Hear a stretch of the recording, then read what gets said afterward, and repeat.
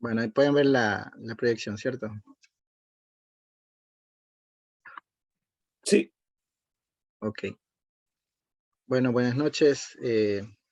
Para los que se vayan uniendo, no me conocen, soy el doctor Julio Salas, médico especialista en medicina crítica y pues hace un mes aproximadamente eh, tuve la gracia de participar en un diplomado de soporte vital extracorpóreo dado por la Universidad de Monterrey en el Hospital Cristus Muguerza en Monterrey, México.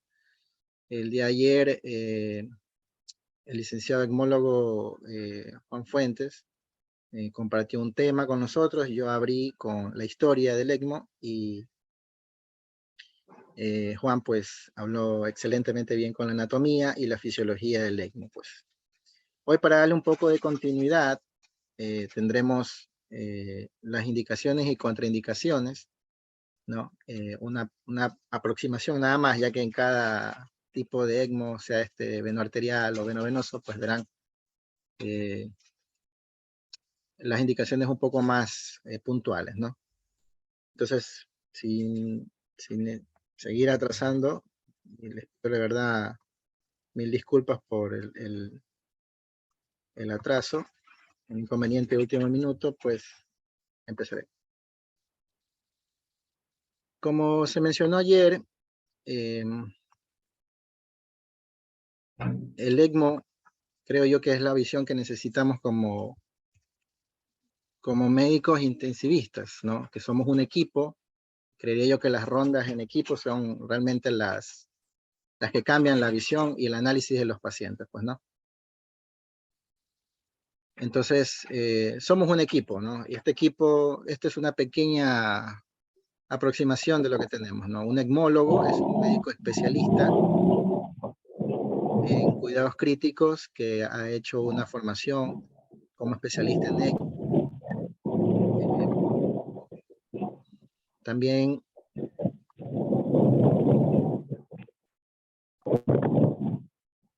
tenemos los intensivistas que participan en toma de decisiones que pertenecen a la UCI, pero no forman formalmente parte del equipo ECMO.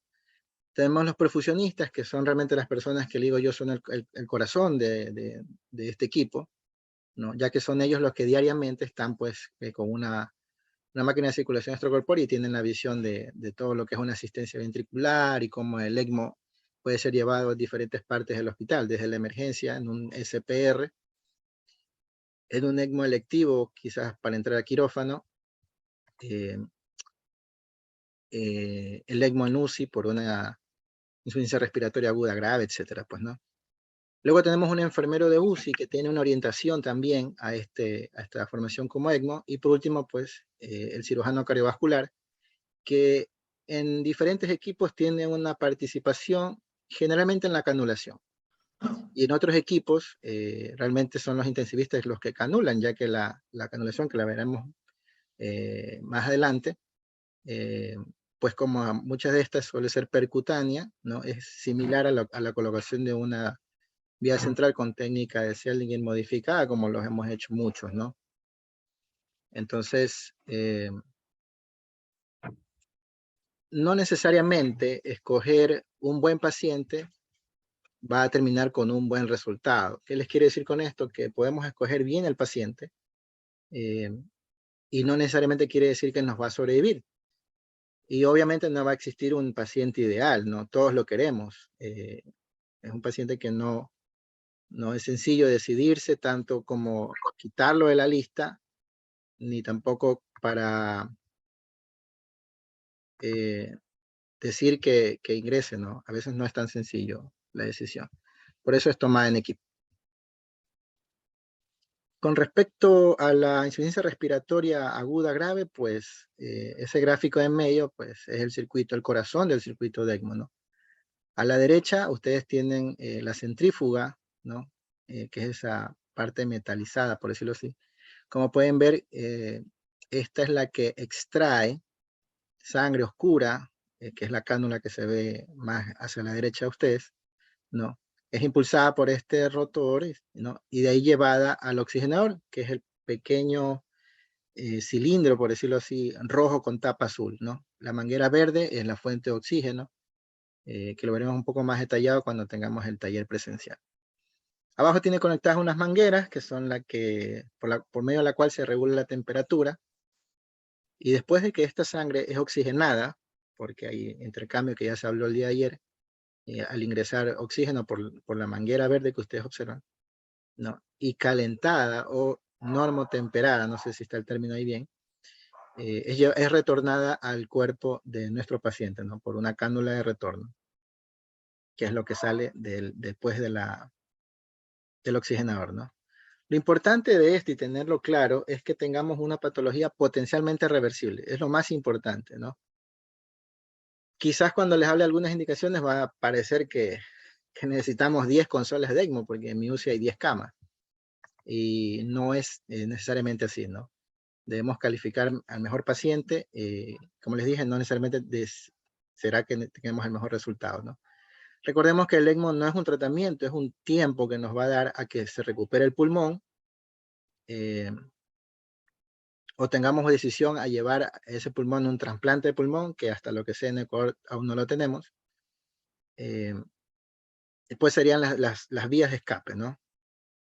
Entonces, no olvidar que la patología debe ser potencialmente reversible, ¿no? Creía yo que es similar como al pensar en un potencial donante de órganos, ¿no? Necesitamos una tomografía de cerebro que sea catastrófica, ¿no? Y usted dice, ya está, listo, este paciente es un potencial donante, ¿no? Y del otro lado tenemos al shock cardiogénico, ¿sí? Que igual aquí está la misma gráfica, ¿no? Y se referiría, por decirlo así, a la centrífuga, ya que es la que impulsa la sangre, ¿no? Recordemos que esta sangre es un flujo. Y se supone segurísimo que hay magia en el duro. Licenciado Carranza, por favor. Entonces, eso es importante, ¿no? Tener igualmente una patología potencialmente reversible a nivel del shock cardiogénico, o esperar a que ese órgano se recupere, quizás después de un infarto agudo de miocardio, o llevarlo a un trasplante cardíaco, o llevarlo a algo que se llama asistencias ventriculares, que no lo trataremos acá, pero es importante que lo conozcamos, pues, ¿no? Entonces voy a seguir avanzando. Bueno, avanzando acá. Con respecto al shock cardiogénico, pues, esta es una breve lista de las patologías que pueden beneficiarse del ECMO veno arterial, ¿no? No olvidemos que esa es la configuración para dar soporte circulatorio a nuestro paciente, ¿no? Entonces, lo más frecuente, diría yo que el 80 o 85% se debe a un infarto agudo de miocardio, ¿no? Otras patologías, como no tan frecuentes, podría ser la miocarditis fulminante, que es este paciente joven, generalmente post-infección viral. Una intoxicación medicamentosa que no creo que es muy frecuente acá, pero en otros países sí, ¿no? Con efectos cardiotóxicos, etcétera, ¿no?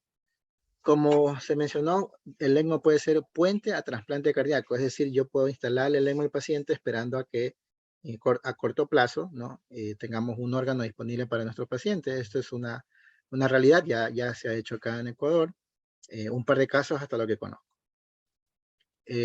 También, pues, después del trasplante cardíaco, existe la disfunción primaria del injerto, es algo que todos los equipos que hacen trasplante, pues, no desean ver, y penosamente a veces sucede, ¿no? Existe también las arritmias malignas, ¿no? Las tormentas eléctricas, como a veces las mencionan los cardiólogos, que no sean solucionables o tratables, ¿no? Este paciente que usted, después de haberlo cardiovertido 28, 32 veces, está con amiodarona a 2.400 miligramos en 24 horas, y un sinnúmero de fármacos, lidocaína, a 30 tecalin, y esto no para, ¿no? Seguramente se va a beneficiar después de que exista el soporte circulatorio y usted puede ver al paciente despierto y el corazón sigue fibrilando, porque igual el ECMO lo que hace es suplir ese gasto cardíaco cuando está en una configuración de veno arterial, pues, ¿no? También tenemos el trombolismo de pulmón masivo, como lo mencioné ayer en la historia, pues fue uno de los primeros sueños que tuvo el que creó la máquina corazón-pulmón, pues, ¿no?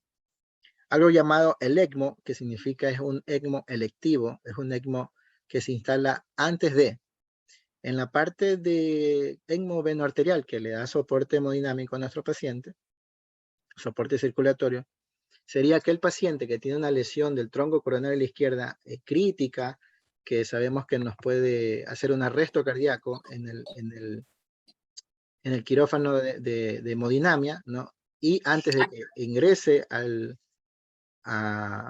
cateterismo, pues se puede instalar un ECMO, ¿no? ECMO veno arterial. Y por último, pues este tema que será más ampliado por Toñito, es el SPR, ¿no? Es el uso del ECMO post parada cardíaca. Esa es la visión que tenemos, diría yo, hasta el día de hoy, ¿no? Hay otras cosas que por ahí nos van a mencionar con respecto al ECMO veno arterial, pues, ¿no? Esto es un poco de la experiencia que hemos tenido ahora último. Hay dos diferentes casos. Les mostraré brevemente un pequeño video, ¿no? Bueno, acá es algo corto en realidad por la urgencia. No sé si lo lograron ver. Estábamos en quirófano, ¿no? Y estos colegas, que son los cirujanos, el doctor Rivas a la derecha y el doctor Orejuela a la izquierda, en un centro médico de acá de Guayaquil, pues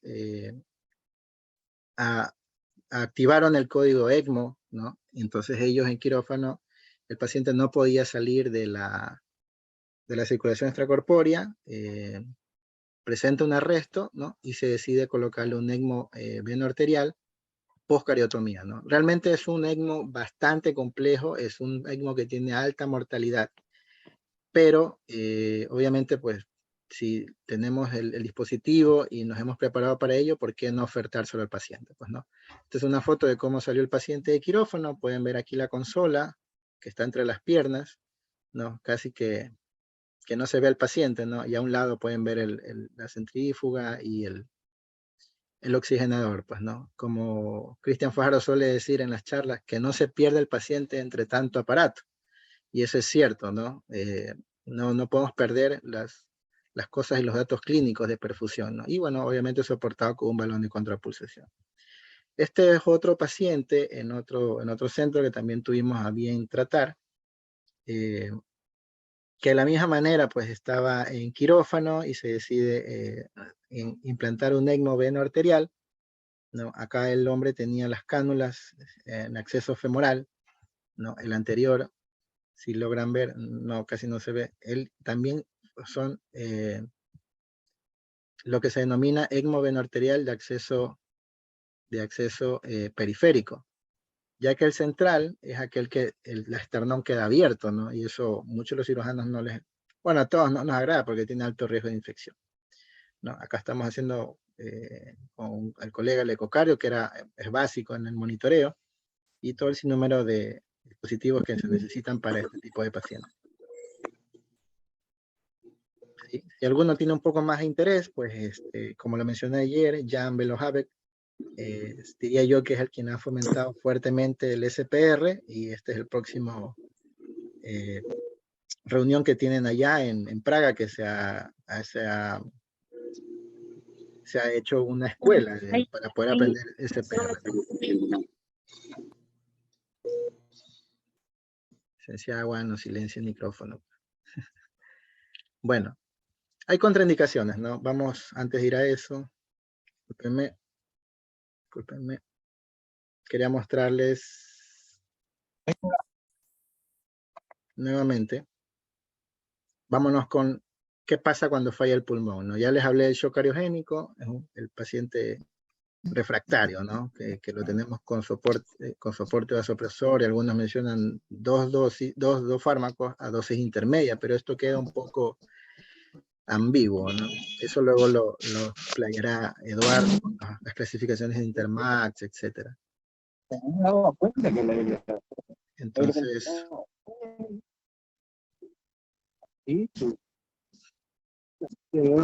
déjeme silenciar a la licenciada Cercado. Julito, Julio, siléncialo tú nomás, Julio. No queda de otra.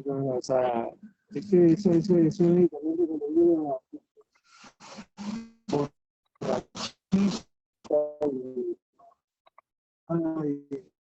Qué vaina.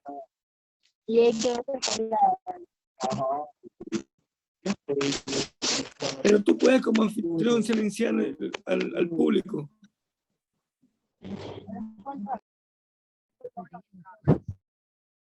Bueno, continuaré ya.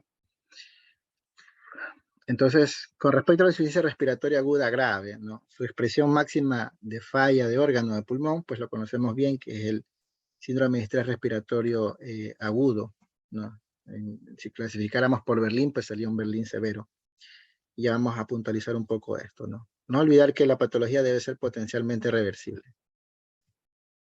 Entonces, como lo mencioné anteriormente, pues esta es una decisión no de una sola persona, ¿no? No es que el que pasa la visita dice, voy a indicar ECMO, y a veces los intensistas tenemos esa costumbre, ¿no? Voy a llamar al cirujano para que lo opere y le haga esto, porque yo lo digo.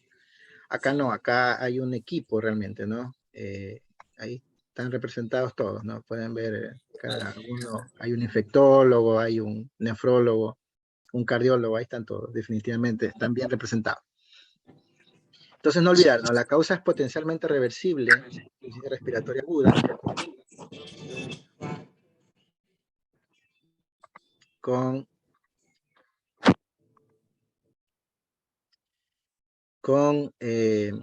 una lesión pulmonar bilateral, ¿sí? Que sea significativa y que exista una incapacidad para oxigenar y o ventilar, pero que este paciente ya haya cumplido un protocolo de ventilación protectora, ¿no? O lo que conocíamos muy bien en COVID, antes de entrar a ECMO, pues hacíamos un checklist y sabíamos que el paciente ya estaba con ventilación protectora, ya estaba con bloqueantes neuromusculares y ya estaba en posición prone. Entonces decíamos, bueno, si ya pasó todo eso, nosotros podríamos ofertar ECMO al paciente, ¿no? Ya vamos a hablar de algunas cosas un poquito más adelante.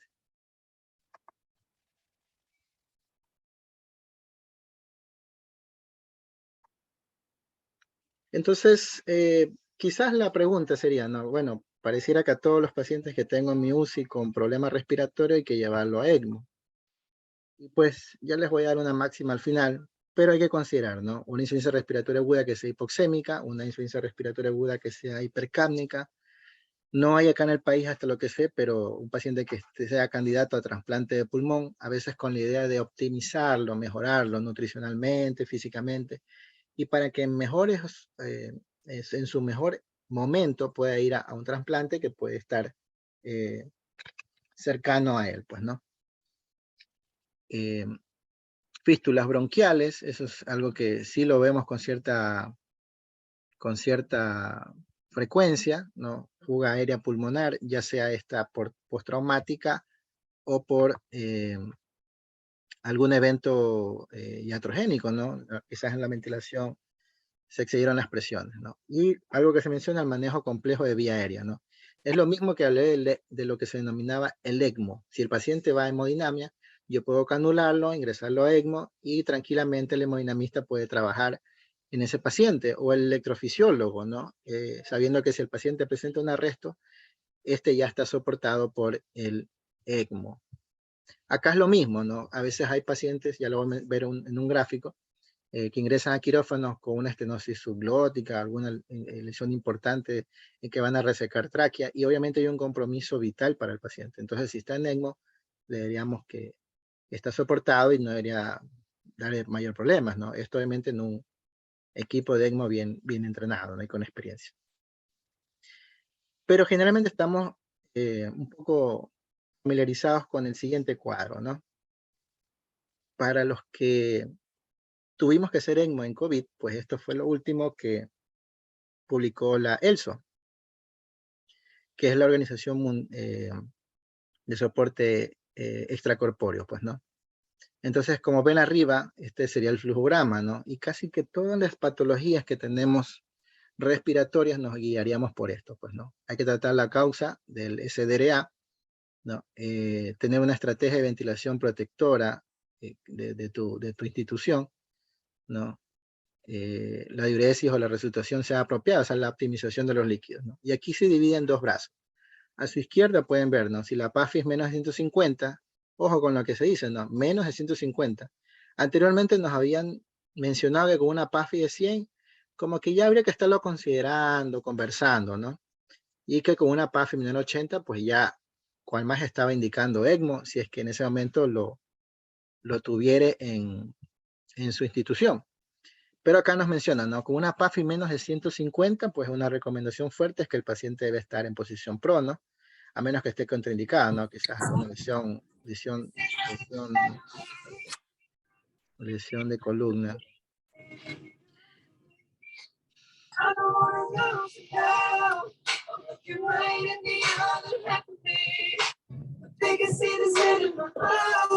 Gracias por la música, iPhone.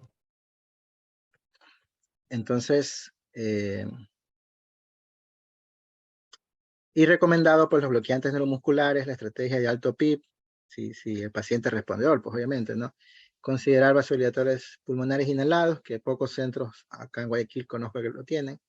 Maniobras de reclutamiento, que no voy a entrar en discusión, pero no soy muy partícipe de ello, ¿no? Y si a pesar de eso, el paciente cumple los siguientes criterios, ¿no? Una PAFI menos de 80 por más de 6 horas. Ojo que dice 6 horas. No, nadie está hablando, véngase en 3 días, ni esperemos que llegue a la semana.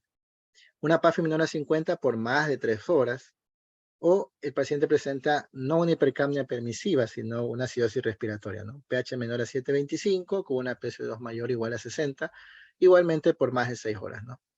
Si eso no ocurre, pues puede seguir con su manejo actual. Recordemos que estos pacientes están al límite, ¿no? Y uno puede decir, si tiene una mortalidad superior al 80% con otro tipo de score, como el SAPS-TOT, etcétera, pues también tendría una indicación fuerte para ECMO, ¿no? Obviamente yo soy partícipe del ECMO y voy a venderles la idea de que es una solución. En cambio, si en el otro brazo la PAFI es mayor o igual a 150, pero su pH es menos de 7.25 con una PSO2 mayor o igual a 60 por más de 6 horas, pues, y no tiene una contraindicación para ECMO. Generalmente esto, cada día estamos siendo menos estrictos, ¿no? Y somos más abiertos a la posibilidad de canular, ¿no? Consecuentemente, siempre se ha pensado que otra indicación para ECMO es que el paciente no pueda ser anticoagulado, ¿no? Y ya vamos a hablar un poco de eso, que no es absoluto. Entonces, si eso no ocurre, pues el manejo actual debe ser continuado. Y si no tiene contraindicación para ECMO, pues considerar el ECMO. Y si pues está contraindicado, pues otro tipo de terapias, ¿no? Entonces, esto es una ayuda que la ELSO a mediados del año pasado lo reactualizó, porque había una previa, pues, ¿no?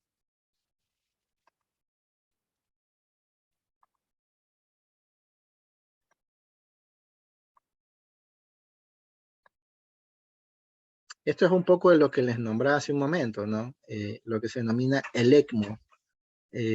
Son ECMOs electivos. Este es un paciente que iba a quirófano, como pueden ver en la imagen. Les acerco un poco más, ¿no? Iban a resecar esta tumoración que comprometía la vía aérea, que daba mucho inconveniente. Entonces, una serie de casos de reporte en la cual, pues, hace un par de años, los canulaban en ECMO venoso y de ahí los pacientes eran intubados y procedían al tratamiento quirúrgico, ¿no? Sería la misma opción del paciente que va a cateterismo cardíaco, que tiene una lesión de tronco importante o varias lesiones en varios vasos, ¿no? Otras opciones, siempre considerar si la mortalidad es el 50% y casi que indicarlo con una mortalidad de 80%, porque en los mejores centros del mundo, la mortalidad en ECMO es casi media del 30%. Es decir, si tengo un paciente que se va a morir al 80% si lo dejo en ventilación mecánica o la terapia convencional que está haciendo, y le puedo ofertar algo que la mortalidad al menos disminuya, ¿no? Y me dé tiempo de quizás encontrarle una solución a su problema, o me dé tiempo a que el pulmón se recupere, o me dé tiempo a tomar una decisión y llevarlo a trasplante, o alguna otra ayuda que pueda tener el dispositivo, etcétera, pues habría que considerarlo, ¿no? Se habló también del score de Murray, hay un valor entre 2 y 3, ¿no? Presión plató mayor a 30 en acidosis respiratoria, obviamente en un paciente ventilado con ventilación protectora. Como les mencioné, pues también